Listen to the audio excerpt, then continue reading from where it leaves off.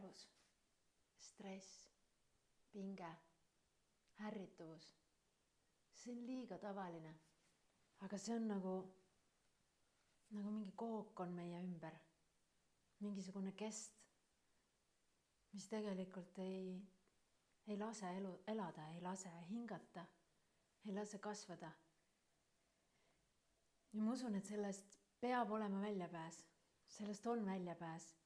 Ja ma tahan sulle näidata seda teed.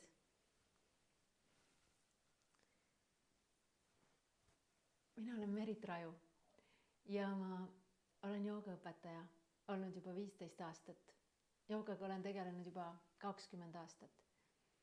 Ja ma arvan, et see on olnud mu elupäästja, sellepärast et kõik need intensiivsed ja keerulised hetked elus, nagu kas või sünnitus või passi kaotamine välismaal või siis mingid keerulised eluperioodid nagu finantsraskused vabakutseline olemise ajal või siis kurnatus sellel ajal, kui laps oli väike ja ma olin üksik ema.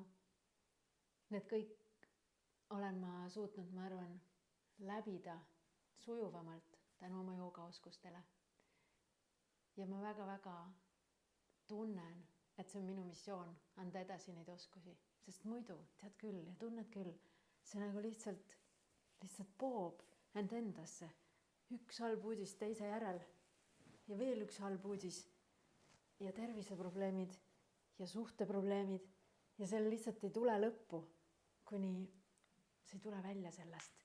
Ja omal jõul võib-olla ei tulegi, aga ma tulen sulle appi. Ja 17.